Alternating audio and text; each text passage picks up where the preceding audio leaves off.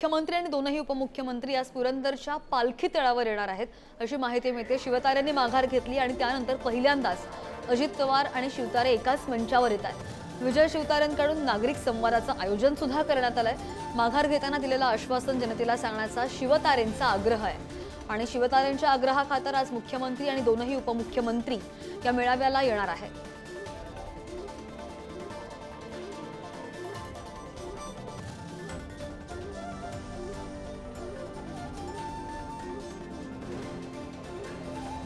आणि या संदर्भात बोलण्यासाठी आपल्या सोबत आमचे प्रतिनिधी जयकुमार जाधव जोडले गेलेले आहेत। जयकुमार, आज पुरंदरच्या पालखी तळावरती राज्याचे मुख्यमंत्री एकनाथ शिंदे आणि उपमुख्यमंत्री अजित पवार यांच्या उपस्थितीमध्ये जनसंवाद सभेचे आयोजन करण्यात आलेले आहे। आता आपल्या सोबत माजी मंत्री विजय शिवतारे आता आपल्या सोबत आहेत। त्यांनी या सभेचे आयोजन केलेले आहे। नेमकं बापू, कशा प्रकारे सभेचे आयोजन केलं आहे? मुख्यमंत्र्यांकडून काय मार्गदर्शन केलं जाणार?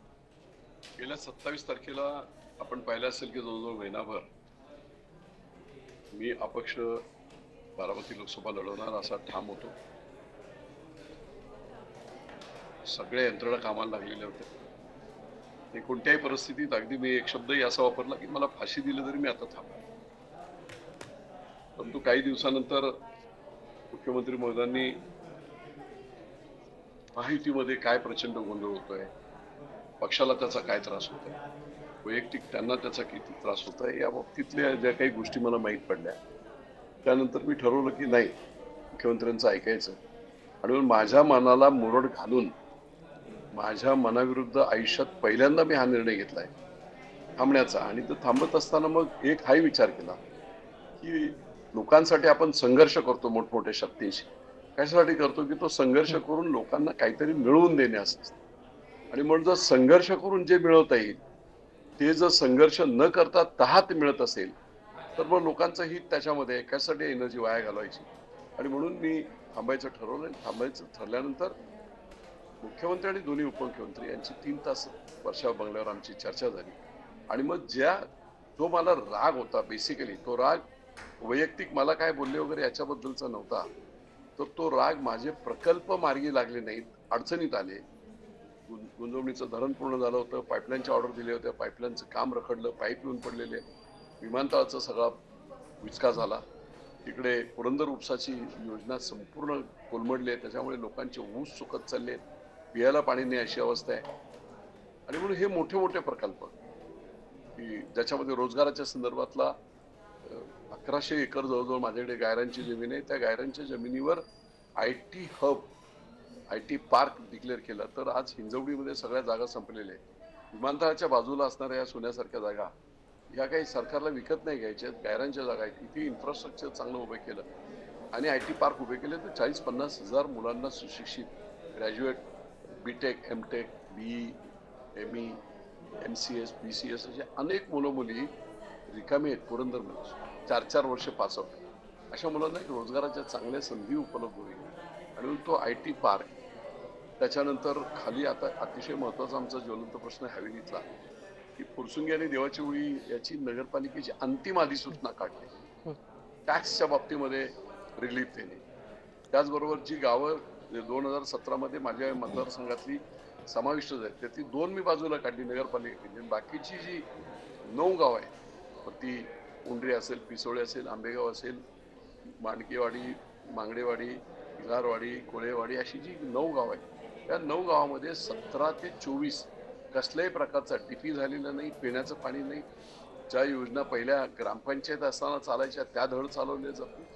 त्यामुळे या सर्व भागामध्ये टॅक्स आणि त्याचप्रमाणे पिण्याचं पाणी आणि सिवेरेजच्या लाईन करण्यासाठीची एकत्रित बैठक मुख्यमंत्र्यांच्या मार्गदर्शनाखाली मुंबईमध्ये सगळ्या चेअरमन्स वगैरे आणि आयुक्तांबरोबर व्हावी, जेणेकरून हे काम मार्गी लागेल। अशी अनेक प्रकल्प जे खूप महत्वाचे आहे। भोर तालुक्यातलं उतरुली गावाच्या बाजूला 93 साली शिक्के पडलेले आहेत, 750 करोड MIDCचे।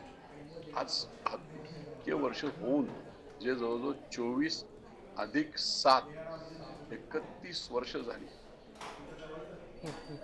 33 वर्ष झाली आणि एवढं होऊन सुद्धा तिथे MIDC झालेली नाही। 2010 साली काही नेत्यांनी तिथे प्रॉमिस केलं होतं की पुढच्या निवडणुकीच्या आत आपण तिथे MIDC करू, सुसंपादन करून चांगल्या कंपन्या आणू, पण काही झालेलं नाही.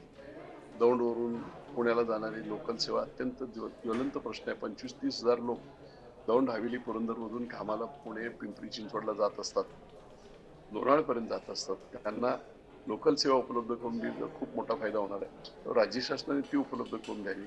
अशा प्रकारच्या वेगवेगळ्या मागण्या मी मागल्या आणि त्या तिघांनी मान्य केल्या. आणि मी असं सांगितलं की जरी मागण्या मान्य झाल्या असतील तरी मी जाऊन सांगणे आणि तुम्ही पब्लिकली जाहीर सभेमधून लोकांशी संवाद करून हे सांगण्यात फरक आहे. आणि म्हणून मी विनंती केली होती की आपण पालखी तळावर, पवित्र पालखी तळावर येणे, तिथे सभा घेऊ आपण आणि तिथे आपण या सगळ्या तडजोडी मी का केल्या, माझ्या मनावर का गेलो, याच्या संदर्भातल्या लोकांच्या हिताच्या गोष्टी आहेत त्या आपण सादर कराव्यात, जेणेकरून लोकांना विश्वास वाटेल आणि मग महायुतीच्या उमेदवाराला निवडून आणण्यासाठी सकारात्मक अशा प्रकारचं वातावरण तयार होऊन महायुतीचा उमेदवार निवडून आणण्यासाठी सगळे प्रयत्न आम्ही करू. आणि म्हणून आज त्याला अनुषंगून दोन्ही उपमुख्यमंत्री येणार होते, परंतु अमित शहा साहेबांची सभा अचानक नांदेडला लागली आणि त्यामुळे देवेंद्र फडणवीस साहेब हे नांदेडला गेले. अजित पवार आणि मुख्यमंत्री दोघे ही सभा होईल आणि त्याच्यामध्ये या सगळ्या गोष्टी क्लिअर. मागं अजित पवारांची एक सभा बारामती दौरा झाला. यावेळी अजित पवारांनी सांगितले की विजय शिवतारेंनी ज्यावेळेस अपक्ष उमेदवार अर्ज भरण्याचा निर्णय घेतला होता तेव्हा कुटुंबातून काही व्यक्तींचे फोन गेले होते. कुटुंबातून मी म्हणतो महाराष्ट्रातील अनेक मोठमोठ्या नेत्यांनी मला संपर्क केला होता, दोन्ही बाजू, हे नका करून म्हणून सुद्धा होता आणि थांबा लढा जिंकाल म्हणून अशा प्रकारचे दोन्ही बाजू. त्यामुळे मी अनेक नेते होते, अगदी जवळचे 20-20 वर्ष एकत्रित काम केलेले लोक सुद्धा होते.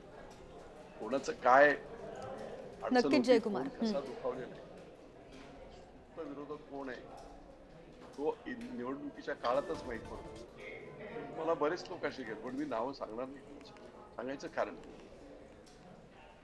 तर माजी मंत्री विजय शिवतारे यांनी आता आपल्या चॅनल सोबत संपर्क साधला आहे आणि आता थोड्याच वेळात राज्याचे मुख्यमंत्री एकनाथ शिंदे आणि उपमुख्यमंत्री अजित पवार हे पुरंदरच्या पालखी तळावरती येतील आणि त्या ठिकाणी नागरिकांशी संवाद साधतील. नक्कीच.